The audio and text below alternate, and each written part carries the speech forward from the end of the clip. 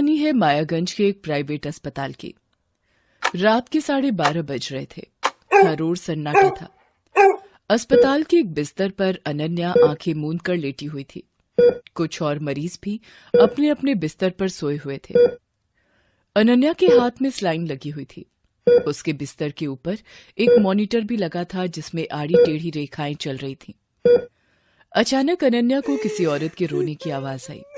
उस आवाज से उसकी नींद टूट गई। अरे, इतनी रात को अस्पताल में कौन रो रहा है? कहीं किसी के साथ कोई अनहोनी तो नहीं हो गई? अनन्या ने अपनी आंखें खोली तो उसने जो देखा उसे देखकर उसकी चीख निकल गई। उसने देखा कि उसके सामने एक बहुत ही भयानक चुड़ैल खड़ी है जो उसे देखकर रोए जा रही है।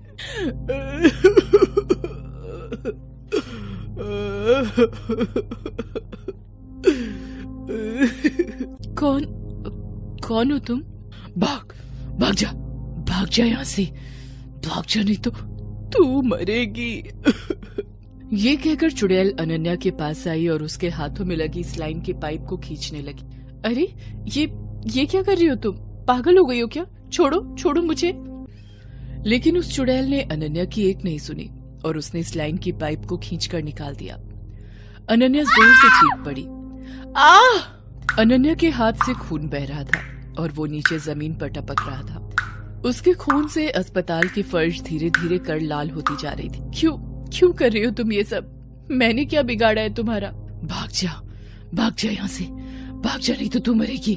अनन्या दर्द से करा रही थी। तभी चुड़ैल ने उसके बिस्तर के ऊपर लगे मॉनिटर को घूर कर देखा और उसे अपने नाखूनों से नोचने लगी। फिर एक जोरदार मुक्का वो उस मॉनिटर पर मारती है। उसकी स्क्रीन पूरी टूट जाती है। उसके बाद वो चुड़ैल अपने हाथ से मॉनिटर निकालती है और अनन्या की तरफ फेंकती। अनन्या खुद को बचाने के लिए जोर से चीख पड़ती है, बचाओ। अनन्या की चीख सुनकर उसके बिस्तर के पास बैठी उसकी 10 साल की बेटी अर्पिता बहुत घबरा गई और उसने अपनी माँ से कहा, क्या हुआ माँ? क्या हुआ? तुम इस तरह क्यों चीखी? चुड़ैल, वो चुड़ैल मार देगी मुझे, मार देगी। कौन मार देगी? वो चुड़ैल, देखो तो उसने मेरी स्लाइन खोल दी है और मॉनिटर भी तोड़ दिया। ये सब तुम क्या कह रही हो माँ? ऐसा तो कुछ नहीं हुआ है। ये देखो, ये स्लाइन तो लगी हुई है तुम्हारे हाथों में। अनन्या ने भी घूर कर अपने हाथों की ओर देखा, फिर अपने बिस्तर के ऊपर लगी मॉनिटर की ओर। अरे, यहाँ तो सब ठीक है। इसका मतलब मैं कोई सपना देख रही थी। हाँ माँ, तुम कोई सपना देख रही थी। बहुत ही डरावना सपना था बेटी, बहुत ही डरावना। अनन्या 2 दिन पहले ही अस्पताल में एडमिट हुई है। घर पर काम करते करते अचानक उसे चक्कर आ गया था और वो बेहोश हो गई थी। वो तो संयोग अच्छा था कि उसकी बेटी अर्पिता उस समय घर में थी। माँ, क्या हुआ माँ? उठो ना माँ। अर्पिता पड़ोसियों की मदद से अपनी माँ को अस्पताल ले आई। डॉक्टरों ने अनन्या को तुरंत अस्पताल में दाखिल तो कर लिया था, लेकिन उन्होंने अभी तक नहीं बताया था कि आखिर अनन्या को हुआ क्या था। अनन्या ये सोच ही रही थी कि तभी डॉक्टर भंडारी वहां आ गए। उन्होंने अनन्या की थोड़ी जांच की। सिस्टर, तुमने अभी तक इनकी सलाइन नहीं खोली है और इन्हें ये वाली इंजेक्शन अब तक लग जानी चाहिए थी। अभी तक क्यों नहीं लगी? देखो, इन सब मामलों में मुझे लापरवाही बिल्कुल पसंद नहीं है। मरीज यहाँ इतनी आशा के साथ हमारे पास आता है। हमारी पूरी जिम्मेदारी है कि हम उनकी देखभाल ठीक से करें। डॉक्टर भंडारी की बात सुनकर नर्स ने अपना सिर नीचे कर लिया और वो इंजेक्शन लाने चली गई। डॉक्टर साहब, मुझे हुआ क्या है? मैं कब तक घर वापस जाऊंगी? बहुत जल्द। ये कहकर डॉक्टर भंडारी वहां से चले गए। कुछ देर बाद नर्स ने आकर अनन्या की स्लाइन खोली और उन्हें इंजेक्शन लगाया और वो भी चली गई। उनके जाने के बाद अनन्या ने अर्पिता से कहा कि उसे वॉशरूम जाना है, इसलिए वो उठकर बाथरूम चली गई। बाथरूम से जब वो लौट रही थी तो उसे लगा कि कोई उसके पीछे है और वो उससे कुछ कह रहा है। उसने जब पीछे मुड़कर देखा तो उसे वही चुड़ैल फिर से दिखी। भाग जा यहाँ से, भाग जा नहीं तो तू मरेगी। उस चुड़ैल को देखकर अनन्या के हाथ पांव फूल गए। वो भागी अपने वार्ड की ओर जाने लगी, लेकिन जैसे ही वो अपने वार्ड में पहुंची, वहां का नजारा देखकर उसके पैर कांपने लगे। उसने देखा कि अस्पताल के हर बिस्तर पर वही लेटी हुई है और वहीं बिस्तर के पास उसकी बेटी अर्पिता बैठी हुई है। क्या हो रहा है मुझे हर बिस्तर पर मैं खुद ही क्यों दिख रही हूँ? और ये अर्पिता भी सभी जगह क्यों दिख रही है मुझे? अर्पिता। उसकी आवाज का शोर सुनकर अर्पिता ने अपनी माँ को जोर से पकड़ लिया और उससे कहा, माँ, क्या हुआ माँ? तुमने फिर से कोई सपना देखा क्या? अर्पिता की बातों को सुनकर अनन्या उसकी ओर घूर घूर कर देखने लगी। उसने देखा कि वो तो अपने बिस्तर पर है। मैं यहाँ कैसे आई? मैं तो बाथरूम गई थी ना। नहीं माँ, तुम तो यहाँ मेरे पास ही हो इस बिस्तर पर। नहीं, ये कैसे हो सकता है? मैं तो बाथरूम गई थी, वहाँ वो चुड़ैल। इतना कहकर वो चीखने लगी। अनन्या का शोर सुनकर वहाँ पर डॉक्टर भंडारी और नर्स भी आ गए। क्या हुआ है आपको? तब अनन्या ने डॉक्टर भंडारी की ओर घूर कर देखा। उस समय उसकी आंखें पूरी लाल हो गई। अनन्या ने डॉक्टर भंडारी का कॉलर पकड़ लिया और उसे अपनी ओर खींचती हुई अजीब सी आवाज में बोली, कौन सा इंजेक्शन दिया मुझे डॉक्टर भंडारी? कौन सा? अरे छोड़िए मुझे। मैं तुझे नहीं छोड़ूंगी भंडारी, मार दूंगी मैं तुझे। ये कहकर अनन्या डॉक्टर भंडारी के कंधे पर चढ़ गई। लेकिन जैसे ही वो उसके कंधे पर चढ़ी तो उसका चेहरा बिल्कुल बदल गया और वो एक चुड़ैल के रूप में बदल गई। जैसे ही उसका चेहरा वहाँ खड़ी नर्स ने देखा, वो चिल्ला उठी, ये तो माला है, लेकिन ये तो। उसके बाद चुड़ैल ने डॉक्टर भंडारी को नीचे गिरा दिया और उसके सीने को अपने नाखूनों से नोचने लगी। खून की धार डॉक्टर भंडारी के सीने से बहने लगी। छोड़ो मुझे। भंडारी, तुम जैसे राक्षसों को जीने का कोई हक नहीं है। डॉक्टर भगवान के समान होता है, लेकिन तुमने तो इस पेशे को धंधा बना दिया।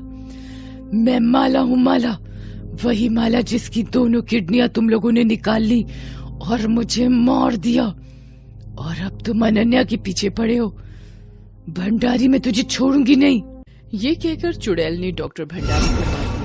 उसके बाद माला की आत्मा अनन्या के शरीर से निकलकर गायब हो गई।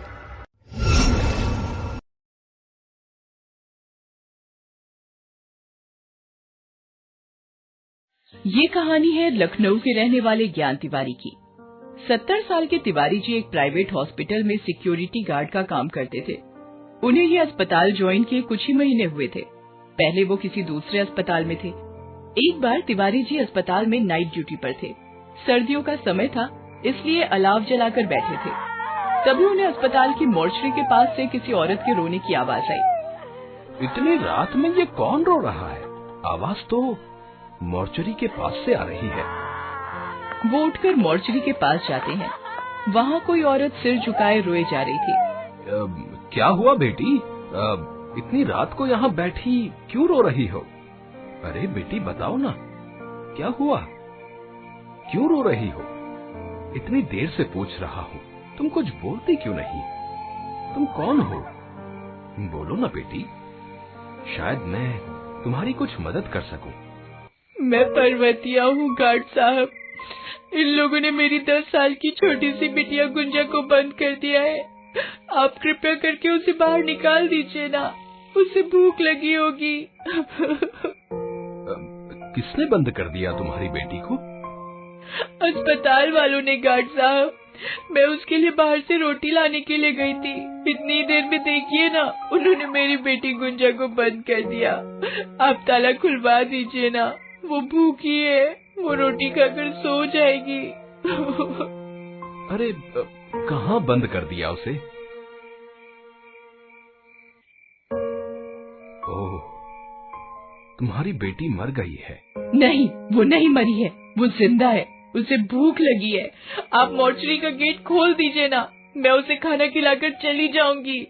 उस औरत के साथ तिवारी जी बात कर ही रहे थे कि उनके साथ काम करने वाला एक और गार्ड ओम प्रकाश वहाँ आया। अरे क्या बात है तिवारी जी, अस्पताल का गेट छोड़कर यहाँ मोर्चरी के पास क्या कर रहे हैं? अरे भाई, ये औरत यहाँ रो रही थी। देखो ना, इसकी बेटी बेचारी मर गई है, इसलिए ये सदमे में है। कौन सी औरत तिवारी जी? यहाँ तो कोई नहीं है। तिवारी जी ने उस औरत को इधर उधर बहुत खोजा, लेकिन वो नहीं मिली। उनकी कुछ समझ में नहीं आ रहा था कि वो औरत अचानक कहाँ गायब हो गई। उसी रात जब सरला नाम की एक नर्स अपने कमरे में एक सीरिंज में दवा भर रही थी, तभी उसके साथ अजीब सी घटना हुई। उसकी सीरिंज अचानक से धीरे धीरे कर बड़ी होने लगी। अरे अरे अरे, ये क्या हो रहा है? ये सीरिंज कैसे बड़ी होने लगी? सरला सीरिंज को वहीं पटक देती है। जैसे ही वो सीरिंज पटकती है, उस सीरिंज से खून निकलने लगता है और किसी औरत के हंसने की आवाज आने लगती है। वो इधर उधर देखती है पर उसे कोई नजर नहीं आता। तभी उसकी नजर पंखे पर जाती है जिस पर पर्वतिया लटकी हुई है। फिर उसकी नजर कमरे की अलमारी पर जाती है जहाँ पर्वतिया की बेटी गुंजा चादर ओढ़े रो रही है। नर्स, मेरी बेटी को ठीक कर दो ना, वो बहुत बीमार है, ठीक कर दो ना, डॉक्टर साहब को बुला दो ना। पर्वतिया, तुम जिंदा हो? लेकिन तुम तो क्यों किया? क्यों मारा मेरी बच्ची को? हमने नहीं मारा उसे, वो बहुत बीमार थी। हमने कोशिश बहुत की लेकिन वो नहीं बची। झूठ मत बोल तू, मैं नहीं छोड़ूंगी, तुम लोगों में से किसी को नहीं छोड़ूंगी।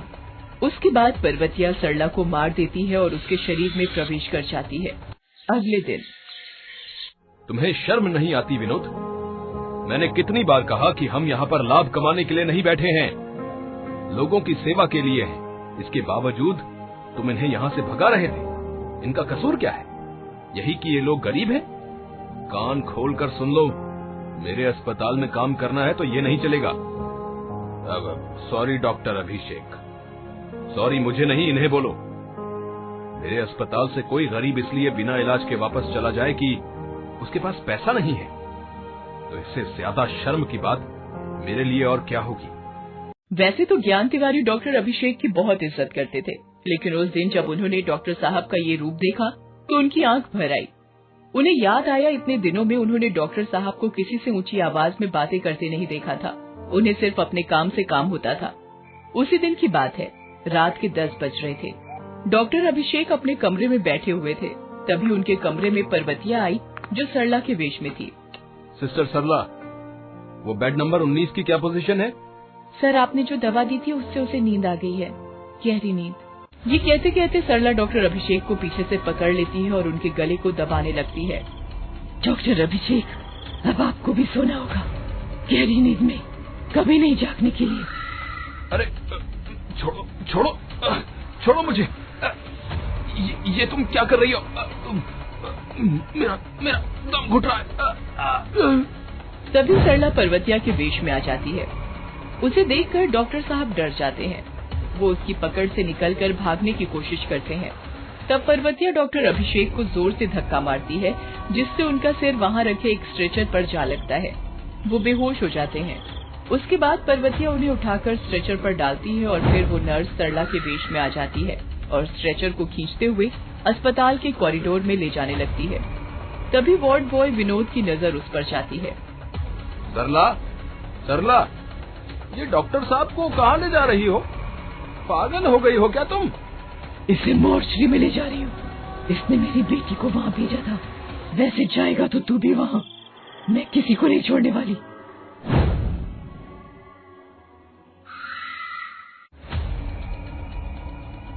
पर्वतिया, तुम बचाओ बचाओ, ये सभी को मार देगी। जैसे ही विनोद के चिल्लाने की आवाज ज्ञान तिवारी ने सुनी तो वो भागते हुए वहाँ आए और वहाँ पर्वतिया को देखकर वो चौंक गए। अरे पर्वतिया, तुम यहाँ क्या कर रही हो? और डॉक्टर साहब को तुम कहाँ ले जा रही हो? मैं इस राक्षस को इसके घर ले जा रही हूँ। पागल हो तुम क्या? डॉक्टर अभिषेक जैसे देवता को राक्षस बोल रही हो? गार्ड साहब, आप इसके असली रूप को नहीं जानते। तब पर्वतिया ने ज्ञान तिवारी को अपनी कहानी बतानी शुरू की। एक दिन वो रात को अपनी बेटी गुंजा को लेकर उनके अस्पताल आई थी। डॉक्टर साहब, मैं बहुत गरीब औरत हूँ, मेरी बेटी को बचा लीजिए। देखिए ना इसे क्या हो गया है, कई दिनों से ये पेट दर्द की शिकायत कर रही है। आज दर्द के मारे रोते रोते बेहोश हो गई। अरे तुम बिल्कुल चिंता मत करो, मैं हूँ ना, सब ठीक हो जाएगा। डॉक्टर अभिषेक ने गुंजा को अस्पताल में भर्ती कर लिया और उसका इलाज शुरू कर दिया। डॉक्टर साहब, लड़की को बेहोशी का इंजेक्शन लगा दिया है, वो सो रही है, गहरी नींद में सो रही है। ये तो अच्छी खबर है ना। डॉक्टर अभिषेक अच्छाई का चोला पहने मानव अंगों की तस्करी में कई सालों से लगे हुए थे। जो गरीब पैसे नहीं दे सकता था, उसके इलाज के बहाने वो नर्स सरला और वार्ड बॉय विनोद की मिली भगत से मरीज की किडनी निकाल लेते थे। किसी को कानो कान खबर भी नहीं होती थी और उनका काम भी हो जाता था। गुंजा की एक किडनी भी उन्होंने निकाल ली। अम्मा, भूख लगी है, अम्मा थोड़ी रोटी खिला दो ना। रोटी रुक, मैं लेकर आती हूँ। पर्वतिया रोटी लाने तो चली गई, इधर गुंजा की हालत खराब होने लगी। वो दर्द से छटपटाने लगी और उसकी जान चली गई। डॉक्टर साहब को जब ये पता लगा तो उनके हाथ पांव फूल गए। उन्होंने कई लोगों की एक किडनी निकाली थी, लेकिन किसी की मौत नहीं हुई थी। लेकिन शायद गुंजा बच्ची थी और ऑपरेशन के बाद का दर्द वो बर्दाश्त नहीं कर पाई और इस दुनिया से चली गई। कोई इंक्वायरी न हो, इस डर से उन्होंने जल्दी से गुंजा की बॉडी मॉर्चरी में पहुंचा दी और वहीं विद्युत शवदाह में उसे जला भी दिया। पर्वतिया जब वापस आई तो उन्होंने कहा कि उसकी बेटी की मौत हो गई है। वो ये सदमा बर्दाश्त नहीं कर पाई। उसने जब उसकी बॉडी दिखाने के लिए कहा तो उन्होंने कहा कि उसकी बॉडी मॉर्चरी में है। वो मॉर्चरी के बाहर घंटों बैठी रही, लेकिन किसी ने उसे गुंजा की बॉडी नहीं दिखाई। वो इसकी शिकायत डॉक्टर साहब से करने आई तो उस समय डॉक्टर साहब सरला और विनोद से इसी बारे में बातें कर रहे थे। उसने सब कुछ सुन लिया। राक्षस हो तुम लोग, डॉक्टरी जैसे पेशे को बदनाम कर दिया है तुम लोगों ने। तुम्हें भगवान कहा जाता है और तुम लोग शैतानों वाले काम कर रहे हो। डॉक्टर साहब, लगता है इसने हमारी सारी बातें सुन ली हैं। ये हमारे लिए अच्छा नहीं है, हमें इसे मारना होगा, नहीं तो हम सभी जेल के अंदर होंगे। उन लोगों ने पर्वतिया को पहले बेहोश किया, फिर उसकी किडनी भी निकाल ली और उसे जहर का इंजेक्शन देकर मार दिया। मैं इन्हें क्या समझता था, ये क्या निकले। लेकिन बेटी, तुम चिंता मत करो, मैं पुलिस को सारी बात बताऊंगा, इन्हें छोड़ूंगा नहीं। वो ये बोल ही रहे थे कि अभिषेक और विनोद वहाँ से भागने की कोशिश करते हैं। पर्वतिया उन दोनों को पकड़ लेती है और गर्दन पकड़कर उन्हें उठा लेती है और उन्हें अस्पताल की खिड़की के बाहर फेंक देती है। दोनों की तत्काल मौत हो जाती है। इस प्रकार पर्वतिया ने अपना और अपनी बेटी की हत्या का बदला ले लिया। हालांकि इस घटना के बाद ज्ञान तिवारी को फिर कभी पर्वतिया की आत्मा नहीं दिखी।